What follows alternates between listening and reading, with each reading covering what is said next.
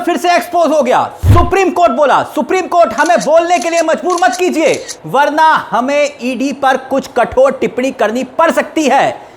तो यानी मोदी और अमित शाह का ईडी को लेकर जो अब तक जांच का दायरा था वो बेनकाब हो गया। ये हम नहीं बोल रहे हैं, ईडी पर कुछ कठोर टिप्पणी करनी पड़ सकती है, हमें मुंह मत खोलने दीजिए। ये शब्द हमारे नहीं है बल्कि ये फटकार है, ये सुप्रीम फटकार है सुप्रीम कोर्ट की।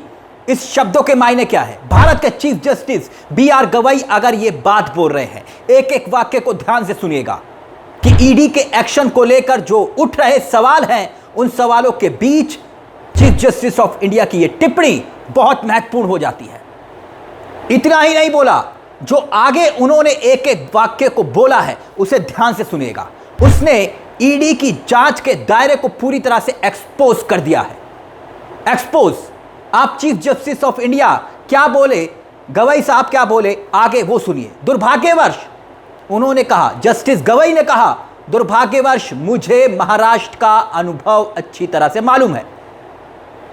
अब देश में यह मत फैलाइए, राजनीतिक लड़ाइयां जनता के सामने लड़ी जानी चाहिए। यानी चीफ जस्टिस ऑफ इंडिया कह रहे हैं कि मुझे महाराष्ट्र में इसका अनुभव है और महाराष्ट्र में भी क्या राजनीतिक लड़ाइयां लड़ी गई थी और यह बात किसी से छिपी नहीं है। और क्या उसी की तरफ जस्टिस गवई इशारा कर रहे थे कि ईडी को अब यह सब पूरे देश में नहीं फैलाना चाहिए। और फिर आगे वो ये भी कहते हैं कि राजनीतिक लड़ाइयां जनता के सामने लड़ी जानी चाहिए। अब एक एक वाक्य को ध्यान से सुनिएगा और एक नहीं बल्कि कई वाक्य एक एक करके हम आपके सामने रखेंगे कि ईडी कब कब एक्सपोज हुई और क्या ईडी को अब अपने किए पर पछतावा होगा, क्या उसे शर्म आएगी और क्या वो राजनीतिक हथियार की तरह इस्तेमाल हो रही है और क्या ईडी हर सीमा को पार कर चुकी है। आप देश के संघीय ढांचे का पूरी तरह से उल्लंघन कर रहे हैं। याद करिए यह बात किसने कही थी? चीफ जस्टिस ऑफ इंडिया ने कही थी। ईडी ने सारी सीमाएं पार कर दी और पिछले महीने ही यह बात कही थी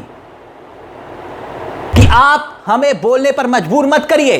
अब यह बात कह रहे हैं। यह मामला क्या है वो आपको बताएं, मगर पहले इसके मायने समझिए जो बात चीफ जस्टिस ऑफ इंडिया कह रहे हैं। इस खतरे की तरफ इशारा कर रहे हैं वो। सोचिए अगर सुप्रीम कोर्ट ने ईडी के खेल को एक्सपोज नहीं किया होता, बार बार ईडी को फटकार नहीं लगाई होती, तो अब तक इस देश में विपक्षी दल बचते ही नहीं। विपक्ष में कोई नेता दिखाई नहीं देता, ना विपक्ष का कोई सरकार के खिलाफ मुखालफत करता हुआ चेहरा नजर आता, कोई आवाज नहीं सुनाई देती, कोई पत्रकार सवाल नहीं पूछ पाता। अब ये कौन लोग हैं जिन्होंने ईडी का इस्तेमाल राजनीतिक रूप से किया, जिसको लेकर सुप्रीम कोर्ट लगातार ये बात कह रहा है, बार बार कह रहा है। देश के चीफ जस्टिस ऑफ इंडिया ये बात बोल रहे हैं कि हमें बोलने के लिए मजबूर मत करिए वरना हमें ईडी पर कुछ कठोर टिप्पणी करनी पड़ सकती है।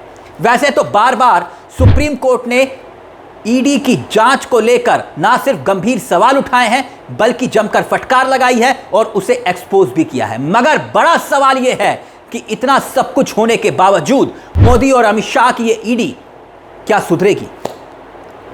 आखिरकार ये सवाल क्यों कि ईडी इस कदर बेलगाम हो चुकी है कि सुप्रीम कोर्ट बार बार उसे लताड़ रहा है। राजनीतिक उद्देश्य क्या ईडी के जरिए पूरा किया जा रहा है? क्योंकि टिप्पणी जो चीफ जस्टिस ऑफ इंडिया की है उसी और अंदेशा और संकेत और संदेश दे रही है कि देश के संघीय ढांचे को नकारने वाली इस संस्था का क्या मकसद सिर्फ राजनीतिक हथियार के रूप में इस्तेमाल किया जा रहा है। और यह सच है कि पिछले 11 सालों में विपक्ष को इसी ईडी की जांच के नाम पर कई बार डराया गया, विरोधी दल के नेताओं को जेल तक में डाल दिया गया, सरकारें गिरा दी गई, पार्टियों को तोड़ दिया गया। Chief justice of India ED को फटकार क्या इसीलिए लगा रहे हैं?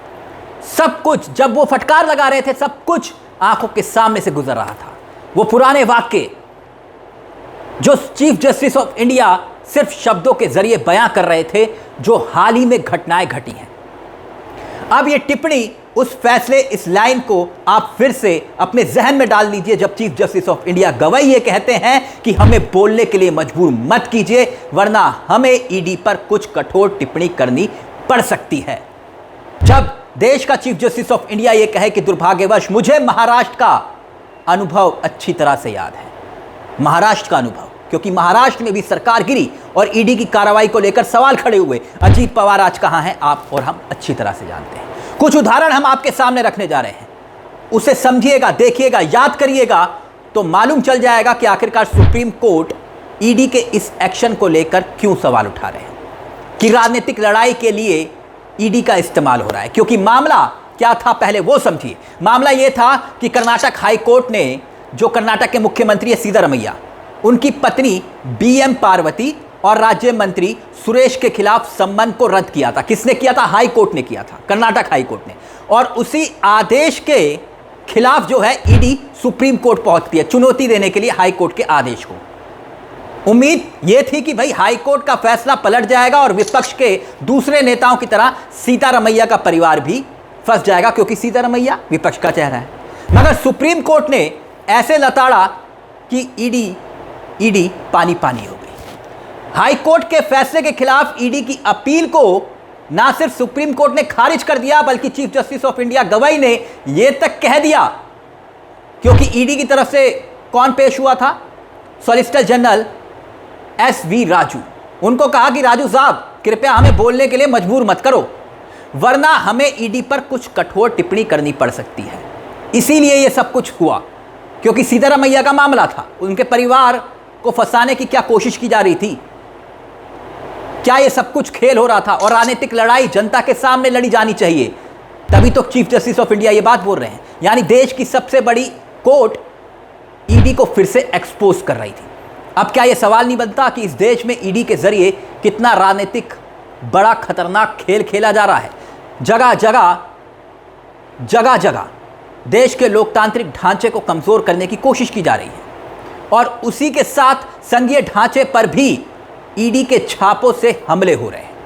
अब कुछ मामले याद करिए, एक एक करके हम आपको याद दिलाते हैं।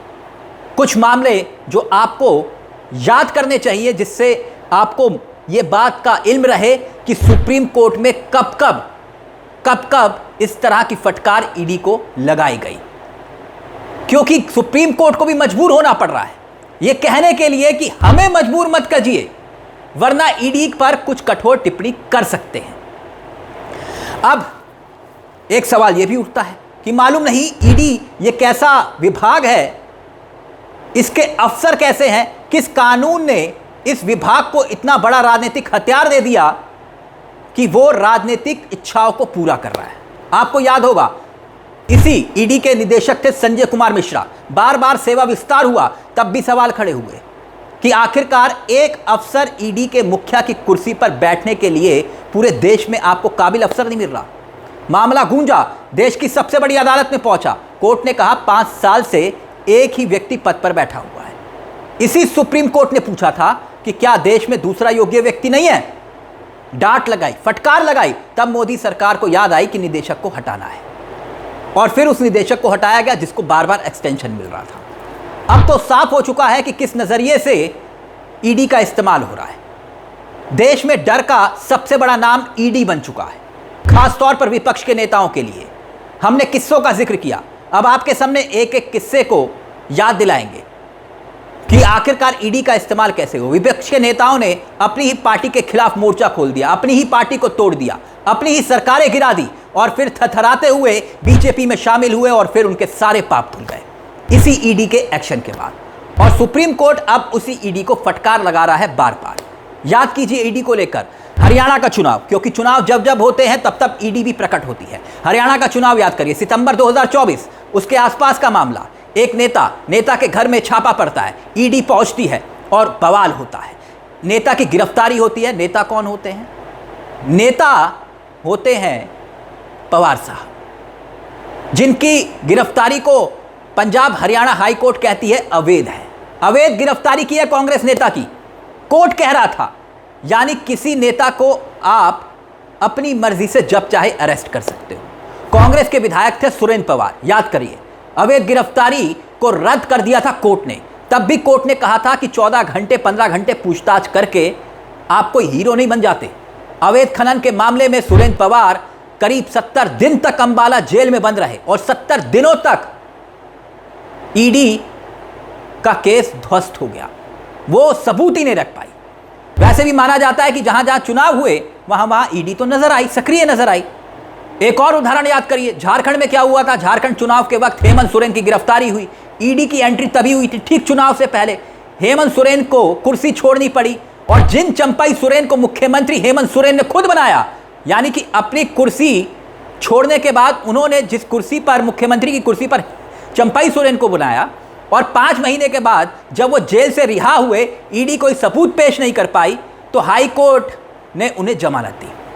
और जमानत के बाद आप दिलचस्प किस्सा याद करिएगा, जैसे ही वो वापस लौटते हैं फिर सीएम बनते हैं, क्योंकि जनता ने उन्हीं के नाम पर वोट किया था। और जिन चंपाई सोरेन को हेमंत सोरेन मुख्यमंत्री जिनको बनाया था, वो बीजेपी के चंपाई सोरेन हो जाते हैं। अमित शाह के साथ उनकी तस्वीरें वायरल हुई थी। खैर, आम आदमी के पार्टी के सांसद संजय सिंह का किस्सा, मनीष सिसोदिया का किस्सा, अरविंद केजरीवाल का किस्सा, जमानत मिली। और इस केस को लेकर ईडी ने क्या क्या कुछ नहीं कहा, याद कर लीजिए, आपको पता चल जाएगा। और जब मन करता है राहुल गांधी को सम्मन भेज दिया जाता है ईडी का। अब तो तेजस्वी यादव के घर तक ईडी पहुंच रही है, क्योंकि वहां भी चुनाव है, ताकि कोशिश यह कि विपक्ष को बार बार याद दिलाया जाए कि डर का दूसरा नाम ईडी है। आंकड़े बताते हैं, कम से कम 25 नेता ऐसे हैं, 25 नेता जो जांच एजेंसियों की कार्रवाई की वजह से अपनी पार्टी को छोड़कर भारतीय जनता पार्टी में शामिल हो गए। 23 को, उन 25 में से 23 के खिलाफ जो जांच चल रही थी उसमें राहत मिल गई। यह है अमृतकाल। ईडी ने 193 मामले दर्ज किए, 193, लेकिन सिर्फ 2 में सजा हुई। क्या यह सब कुछ सामान्य है? इसीलिए तो चीफ जस्टिस ऑफ इंडिया बोल रहे हैं कि हमें बोलने के लिए मजबूर मत कीजिए, वरना हमें ईडी पर कुछ कठोर टिप्पणी करनी पड़ सकती है। इस मुद्दे को लेकर दोस्तों आपकी क्या राय है? क्या आपको भी लगता है कि ईडी को राजनीतिक हथियार की तरह इस्तेमाल किया जा रहा है? और अगर किया जा रहा है तो ये कौन कर रहा है? अपनी राय हमें कमेंट बॉक्स में जरूर बताइएगा। चलते चलते एक दरख्वास्त, इस चैनल को सब्सक्राइब करना मत भूलिएगा, क्योंकि ये मंच आप ही का मंच है, जहां सिर्फ हम आपको खबर नहीं दिखाते, बल्कि खबर के पीछे की खबर भी बताते हैं। नमस्कार, जय हिंद, जय भारत।